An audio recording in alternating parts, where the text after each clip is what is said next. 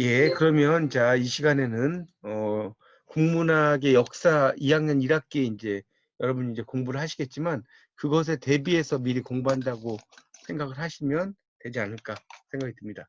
그래서 일단은 이제 국문학의 역사처럼 이제 흐름인데 가장 중요한 게 이제 원시죠, 원시 시대죠, 원시 시대. 이 원시 시대는 여러분 아시다시피 이제 우리가 구석기 시대와 신석기 시대로 나눠집니다.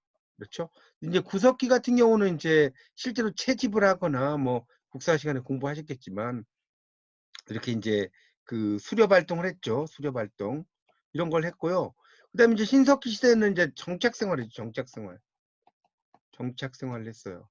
여기 이제 구석기는 동굴에서 살았다고 한다면 신석기는 이제 뭐 그 아시다시피 이제 그 초가집 같은 거죠. 움막이라고 그러죠. 그런 이제 움집이라고 그러죠. 이런 데서 이제 생활했으면 정착 생활했고 이제 이때 정착 생활하면서 이제 농경이 있었다라고 볼 수가 있습니다.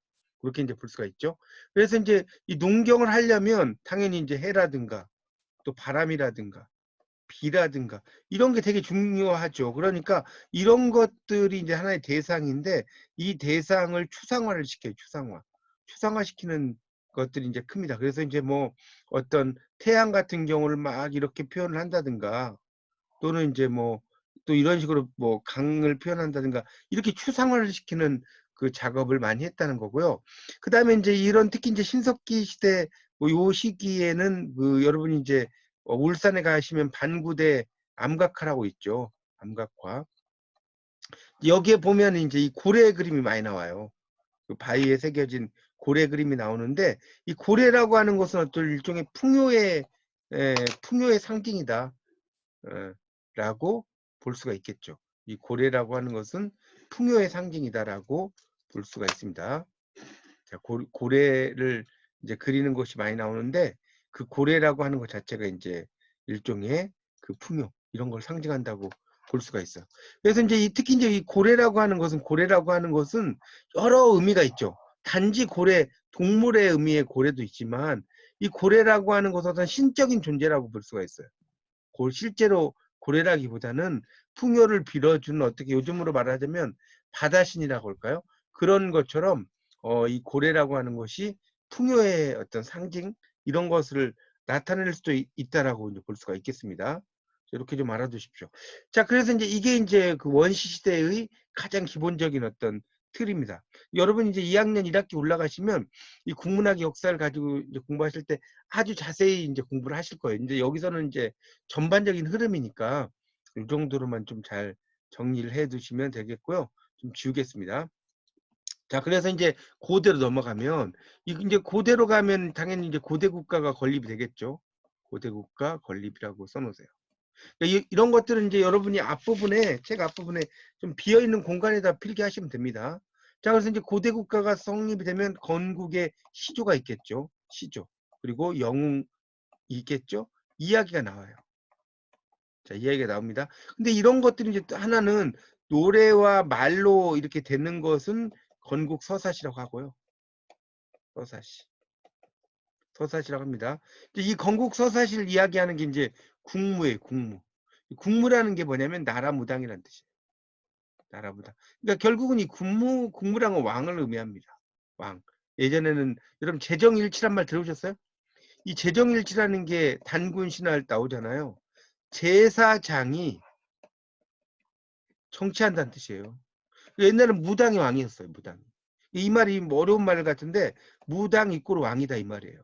그러다가 이제 무당의 지위가 점점 낮아진 거죠. 자, 그리고 이제 이 산문으로 넘어가면 이 산문이 바로 이제 건국 신화가 되는 거예요. 산문으로 넘어가면 이 산문이 건국 신화가 됐다. 이것도 좀 알아두시면 좋겠습니다. 그리고 이제 우리나라의 건국 신화는 당연히 단군 신화다 이런 것도 아실 수가 있겠고요. 자, 이렇게 필기를 해주시면 좋겠고, 그래서 이제 그런 그 것들이 있었고, 특히 이제 이 건국 서사시 이런 걸 이야기할 때는 뭐가 나오냐면 바로 제천의식이 나옵니다. 제천의식. 하늘의 제사를 지내는 거예요. 자, 하늘의 제사를 지내는데 이제 거기에서 이제 뭐 예를 들어서 부여는 영고고, 뭐 고구려는 동맹이고 이런 거 있죠. 하늘의 제사를 지내는 그런 의식이 제천의식이다. 이렇게 이해하시면 되겠습니다. 이게 이제 고대의 아주 가장 기본적인 그 고대의 어떤 특징들을 제가 이렇게 쭉 정리를 했습니다. 자, 잘 적어 놓으십시오. 저도 이제 방송 강의를 듣고 거기 들은 이야기 플러스 어떤 제 이야기까지 이렇게 덧붙여서 설명을 드리니까 좀 더 이해하시기는 그렇게 어렵진 않으실 것 같습니다. 자, 그럼 또 지우고 설명드리겠습니다. 자, 그래서 이제 우리가 이제 역사적인 걸 이제 본다면 원시에서 고대로 가고요. 고대에서 다시 근세로 가고요. 근세에서 다시 중세로 가게 됩니다. 이렇게 되죠.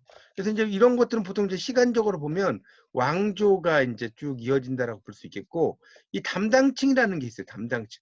이 문학이라는 것은 항상 이 문학 담당층이 있습니다. 이제 여러분이 이 담당층에 대해서는 2학년 때 좀 더 구체적으로 배우실 거예요. 예를 들면 향가 하면 낭승이죠. 낭승이 뭐죠? 화랑과 승려란 뜻이에요. 이런 거죠. 예를 들어서 경기체가다. 그러면 이건 평민이 아니죠. 양반이죠.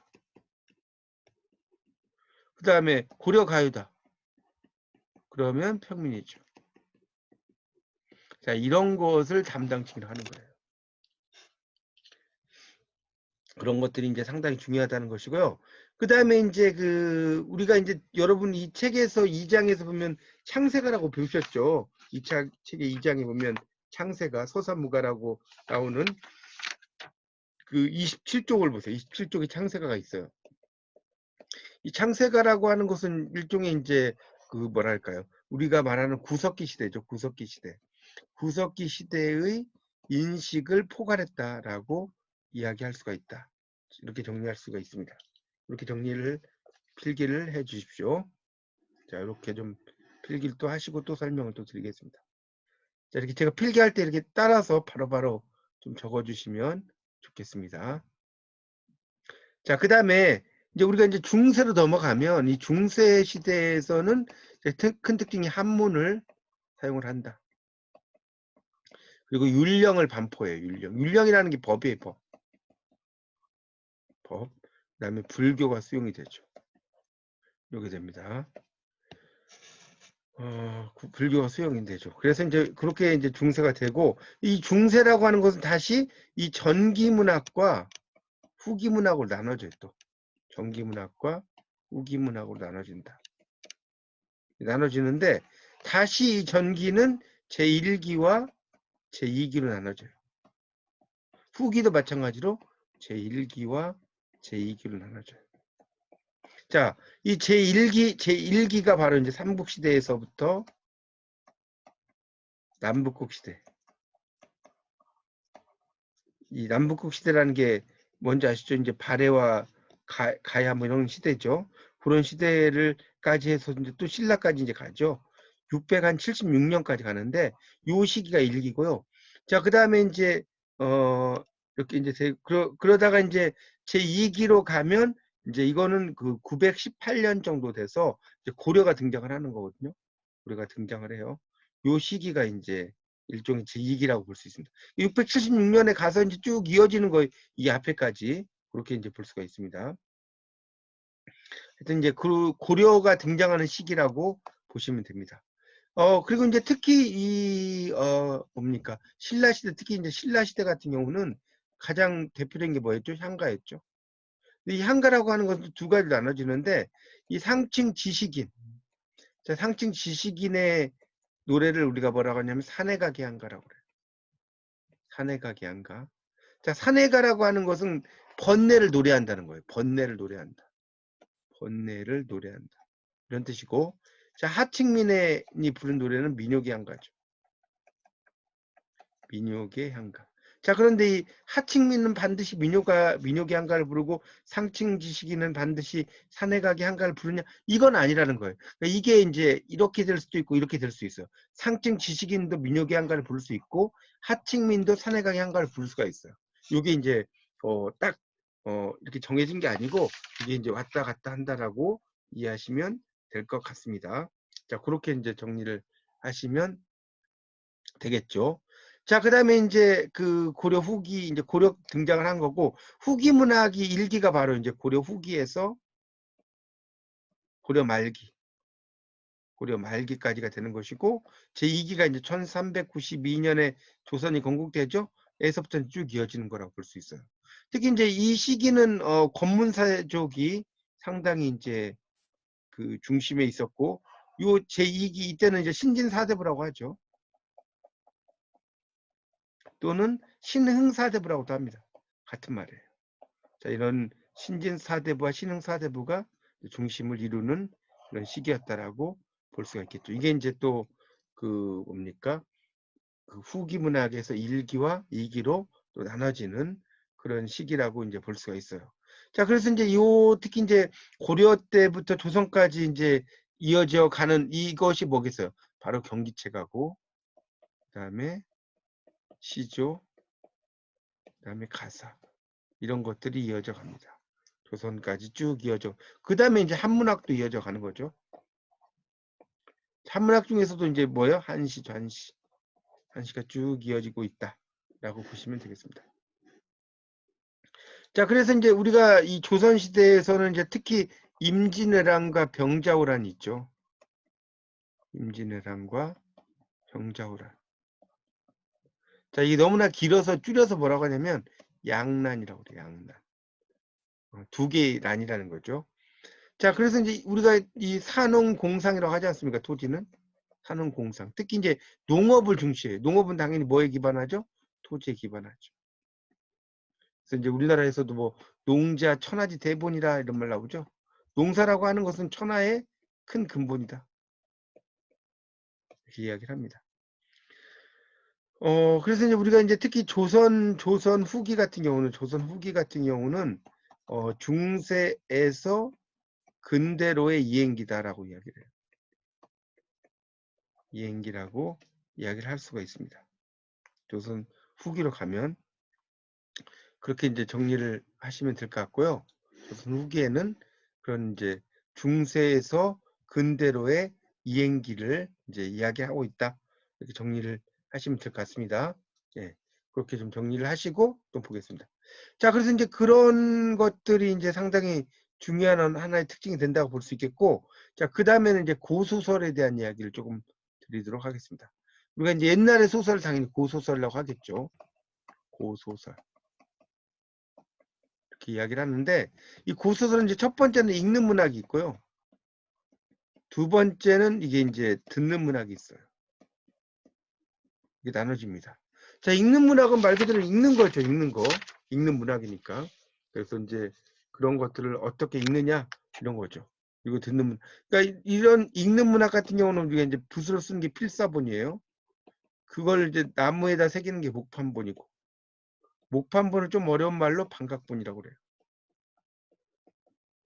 반각본이라고 합니다. 그래서 이제 이 필사본 같은 경우는 이제 베껴 쓰는 걸 이제 그런 것을 대신 베껴 쓰는 걸 뭐라고 하냐면 임사라고 그래요. 임사. 한자로 임사죠. 그러니까 필사하는데 임금을 준다는 거예요. 임금을 준다. 이런 걸 해주고 임금 주는 거죠. 자, 이제 그러다가 이제 이게 목판본이 발생하다 보니까 뭐가 생기냐면 바로 이 새 책방이 생겨요. 새 책방이 뭔 소리인지 모르겠다. 새 책방. 그러면 요즘으로 말하면 뭐냐면 책 대여점이에요. 책을 빌려주는 거죠. 다시 받는 거죠. 이런 것들이 생기게 됩니다. 그리고 이제 이 목판본에서 좀 더 가면 뭐가 되냐면 금속활자가 나와요. 자, 금속활자가 이제 나중에 팔 때 딱지만 하다 해서 딱지본이라고 하고요. 이게 6전 정도에 팔린다고 해서 6전 소설이라고 해요.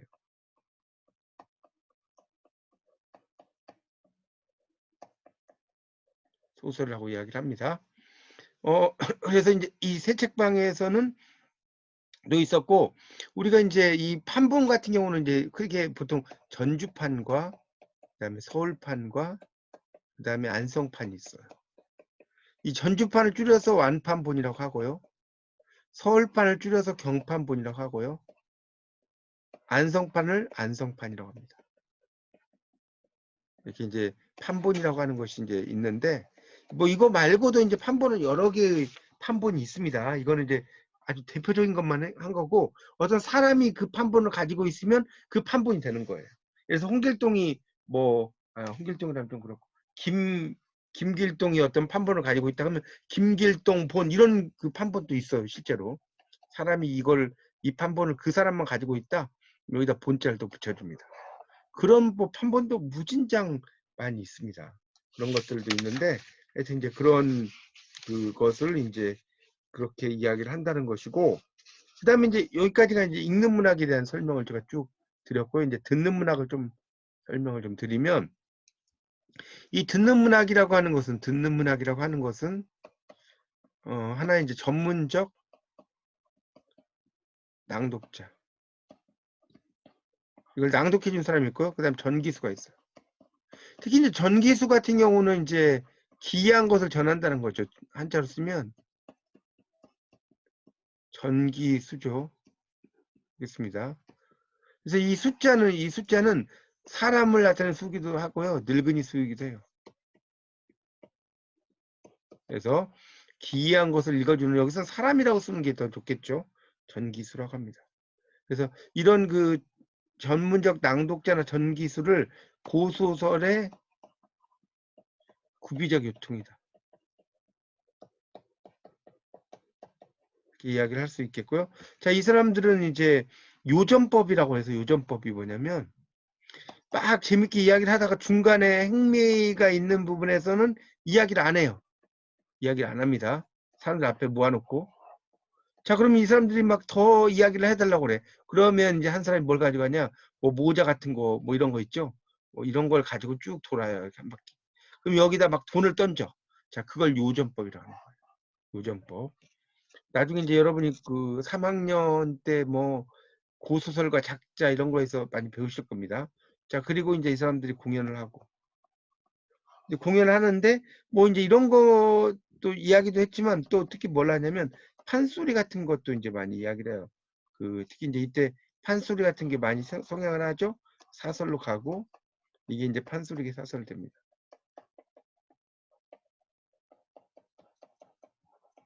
이렇게 이제 가는 것이 전반적인 원시 시대부터 고대부터, 그 다음에 그 중세, 그 다음에 중세 전기 후기, 그 다음에 후기에서는 1기와 2기, 그 다음에 인병양난이 기반이 되었고, 그걸 토대로 해서 이제 그 뭡니까, 소교, 그 다음에 사대부, 그 다음에 경기체가, 시조, 가사 이런 것이 있었고, 특히 이제 고소설 같은 경우는 읽는 문학과 듣는 문학. 그래서 읽는 문학은 아까 말씀드렸던 뭡니까, 임사, 그래서 필사본이라고 그랬죠. 그다음 목판본, 한각본, 세책방 이렇게 하는 것이고, 금속활자까지 가는 것이고, 듣는 문학은 전문적 낭독자, 전기수, 고소설의 구비적 유통, 뭐 이런 식으로 이야기가 됩니다. 그래서 이제 여기서 좀 재밌는 것은, 이런 이야기들이 너무나 재밌으니까 전기수 같은 경우는 이야기가 이런 이야기가 있어요. 이제 며느리가 이야기를 들으러 가야 돼, 이 사람들의. 어떻게 하냐면 그 막 시아버지에게 이제 바칠 그 밥그릇, 밥을 드려야 될 거 아니에요? 이런 것까지 막 숟가락, 이런 것까지 막 가져가는 거예요. 이야기를 이렇게 들어야 되는데 이게 돈이 없거나 이러면 뭐 또 쌀도 가져가고 뭐 이랬다는 거예요. 요즘처럼 무슨 카드로 이렇게 되는 게 아니니까. 그래서 막 그 이야기를 들으러 이제 뭐간 사람들도 있어요, 실제로. 그런 내용이 이제 있습니다. 여기 책에는 안 나오지만, 그런 것들에 대해서 이제 여러분이 그 뭡니까, 다음 학기에 가면 그 국문학 역사라는 과목이 있는데, 거기에서 이런 전반적인 내용들을 자세히 아마 배우게 되실 겁니다. 여기서는 이제 뭐 자세한 이야기를, 국문학 역사를 할 수는 없고, 그런 내용으로 이제 아마 미리 그 설명을 해주신 것이 이 15강의 마지막이라고 보시면 될 것 같습니다.